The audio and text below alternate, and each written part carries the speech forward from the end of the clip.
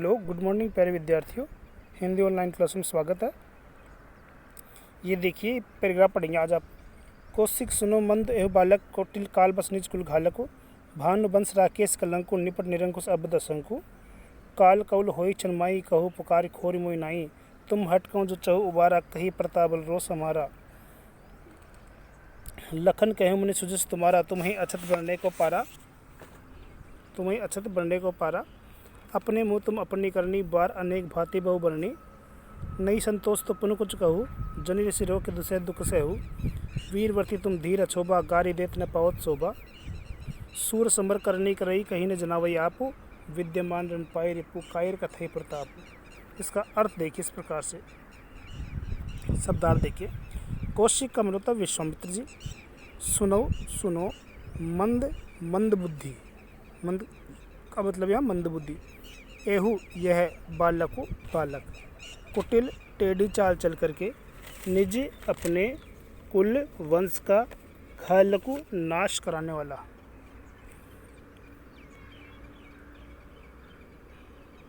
कुटिल टेढ़ी चाल चल करके काल यानी मृत्यु के वश में आकर के निज कुल अपने वंश का घालकु नाश कराने वाला। भानुवंश सूर्यवंश, राकेश चंद्रमा, कलंकु दाग, कलंकु यानी दाग। यस, इस लाइन में भानुवंश राकेश कलंकु में रूपक अलंकार है। निपट निरंकुश अबद असंकु, इसमें 6 का अनुप्रास अलंकार है। निपट निरंकुश अबद असंकु, इस लाइन में कौन सा अलंकार है? 6 का अनुप्रास अलंकार। ठीक है। निपट बिल्कुल ही, निरंकुश स्वच्छंद, अबुद्धु बुद्धिहीन, असंकु निडर बालक या स्वच्छंद बालक। निपट निरंकुश अबुद्ध असंकु काल कवलु मृत्यु का ग्रास, काल का ग्रास, काल कवलु ने काल का ग्रास या मृत्यु का ग्रास हो जाएगा क्षण माही, एक क्षण में ही। क्षण माही यानी क्षण में। कहूँ कहता हूँ, पुकारी जोर से, खोरी दोष, मोही मुझे नाही नहीं। आगे है तुम हट गओ का मतलब रोक लो। हटगओ का मतलब होता है रोक लो। जो चहु चाहते हो उबारा बचाना, उबारा नहीं बचाना। कही कह करके, प्रताप प्रभाव, बलु ताकत, रोसु क्रोध, हमारा। आगे है अपने मुँह तुम अपनी करनी, यानी अपने कार्य के बारे में। इसका एक मुहावरा बनता है, अपने मुंह में मिट्ठू बनना। बार अनेक बार, बाती बहु भली प्रकार से, बाती यानी प्रकार, बहु यानी अच्छी प्रकार से, अनेक प्रकार से, वर्णन यानी वर्णन करना। आगे नहीं, संतोष, तय तो, पुनि दोबारा, कछु कुछ भी, कह लो अनुप्रास अलंकार हो गया। जनी यानी मत, जनी का मतलब होता है मत, समझे? जनी का मतलब होता है मत। ऋषि क्रोध रोक करके, दुसह असहनीय, दुसह का मतलब होता है असहनीय। दुख यानी दुख, सहु यानी सहन करना। वीरवर्ती वीरता के व्रत का पालन करने वाले। तुम धीर यानी धैर्यवान, अछोबा यानी शालीन। देख बहुत अच्छा शब्द है अछोबा। इस अछोबा का मतलब होता है शालीन।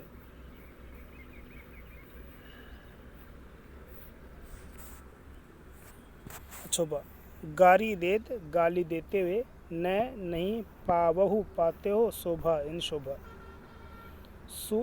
समर करनी करही अनुप्रास अलंकार है।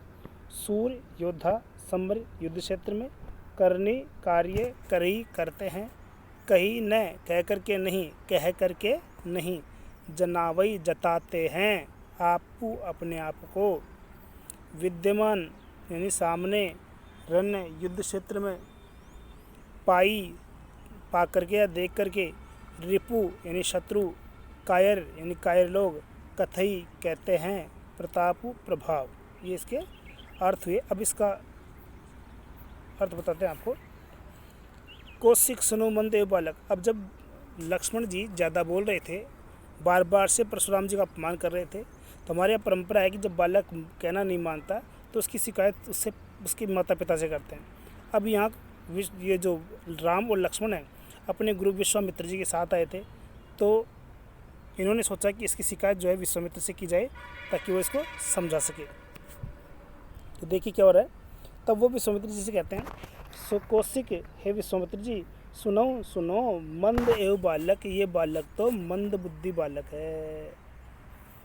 कुटिल काल बस निज कुल घालक, और टेढ़ी चाल चल करके, टेढ़ी चाल चलने में ना उल्टा सीधा बोल करके, टेढ़ी चाल चल करके काल बस मृत्यु के वश में आकर के निज कुल घालकू, अपने वंश का नाश कराने वाला बालक है। घालक यानी नाश कराने वाला बालक।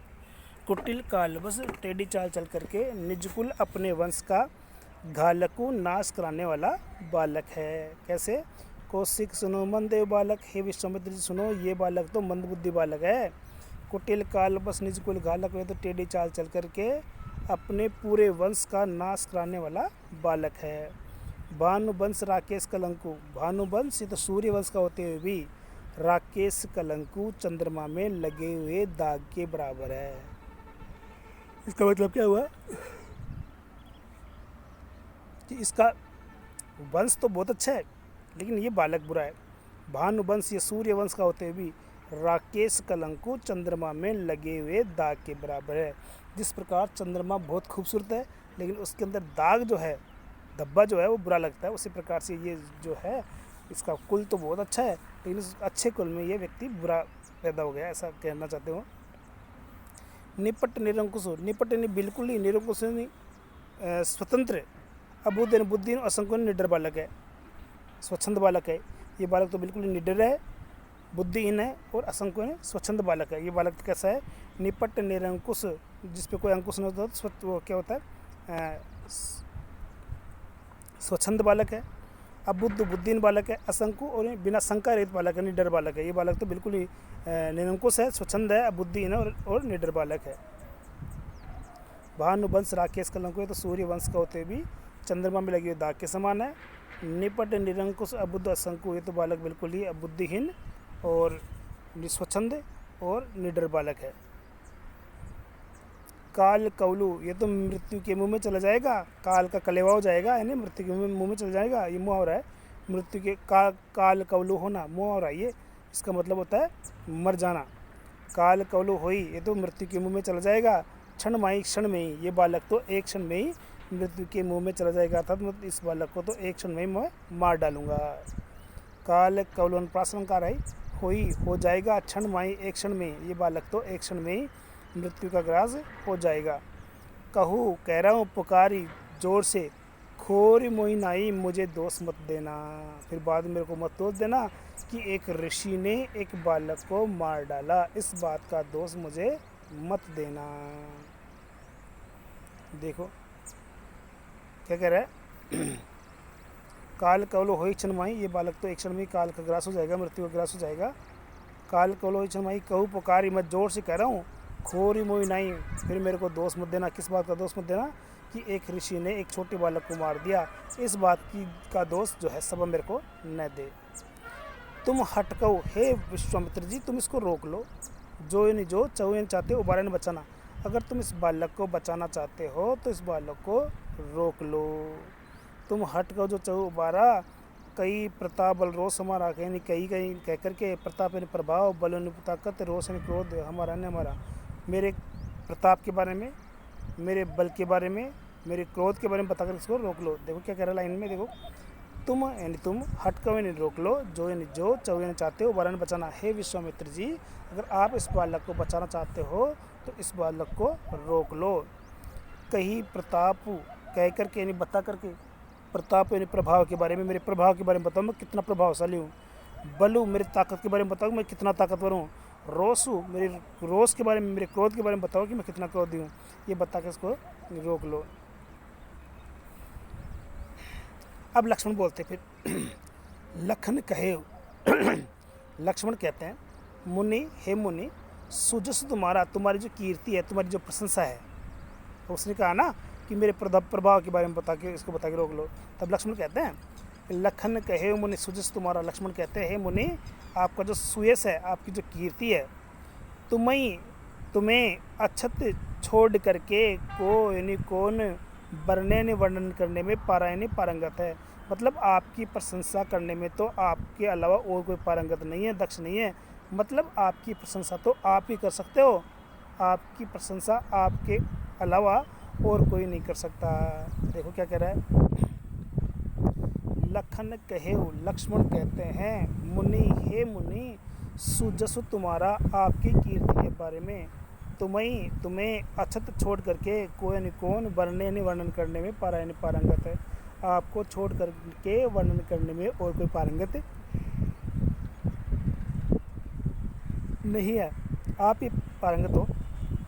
अपने मुंह से तुम अपनी करनी के बारे में, अपने प्रशंसा के बारे में बहुत कुछ कह लिया मेरे को, यानी अपने मुंह में मिट्ठू बन गया आप लोग होती है। अपने मुंह से तुम अपनी करने के बारे में, अपनी प्रशंसा के बारे में, अपने मुंह से तुम्हें अपनी करनी, अपने कार्य के बारे में, अपनी प्रशंसा के बारे में बार अनेक बार भांति भली प्रकार से, बहु यानी अच्छी प्रकार से वर्णन कर लिया। आप बार अनेक भांति बहु वर्णन, यानी आपने अपने मुंह से अपने बारे में अच्छी प्रकार से वर्णन कर लिया।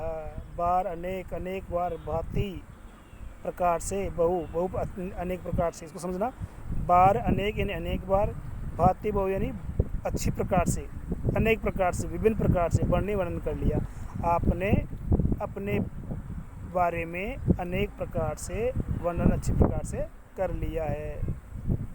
नहीं संतोष हो, अगर इतना कहने के बाद भी आपको संतोष नहीं मिला, शांति नहीं मिली, नहीं संतोष हो, अगर इतना करने के बाद भी आपको शांति नहीं मिली, तब पुनः कुछ कहूँ तो और कुछ कह लो। इतना तो आपने प्रशंसा कर ली कि मैं ये हूँ वो हूँ, अगर इतना करने के बाद भी आपके मन में शांति नहीं मिली तो आप और कुछ भी कह लो।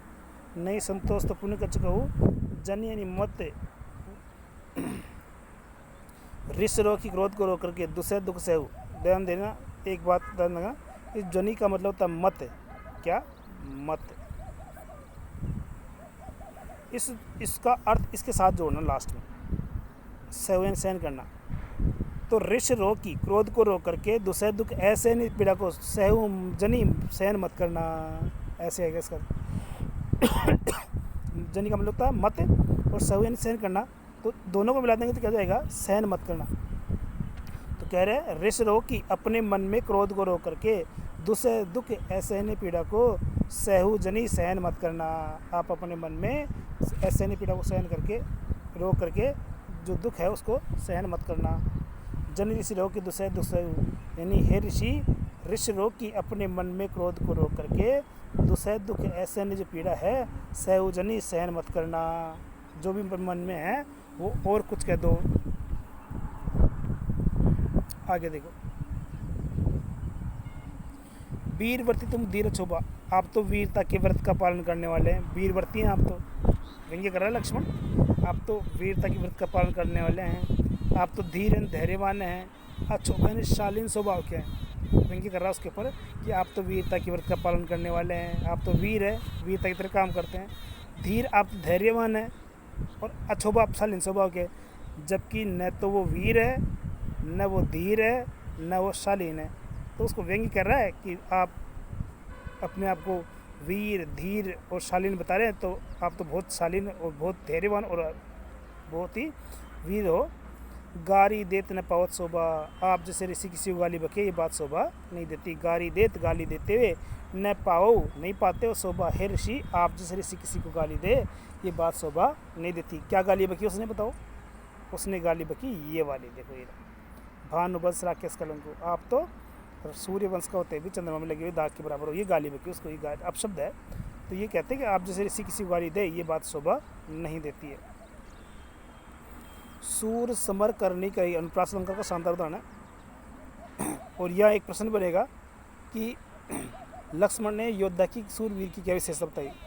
सूर समर करनी करई, सूरवीर जो होते हैं समर युद्ध क्षेत्र में करनी करई कार्य करके दिखाते हैं। कहीं न जनावई आपू, अपने आप को कह करके नहीं जताते, मतलब अपने आप की बढ़ाई नहीं करते हैं। क्या भाई, सूर समर करनी करई, सूरवीर जो योद्धा होते हैं वो अपने बारे में सूर समर, सूरवीर जो होते हैं, योद्धा जो होते हैं, समर युद्ध क्षेत्र में करनी करई कार्य करके दिखाते हैं। कहीं न जनावई आप, वो अपने आप को कह करके नहीं जनाते हैं, नहीं जताते हैं। विद्यमान सामने, रन युद्ध क्षेत्र में पाए पा करके, रिपुअन शत्रु को, अपने शत्रु को सामने पा करके। कायर कथई प्रताप, कायर जो लोग हैं वो अपने प्रभाव के बारे में कहते हैं, अर्थात युद्ध क्षेत्र में शत्रु को सामने देख करके कायर लोग जो है डींग हाँकना प्रारंभ कर देते हैं।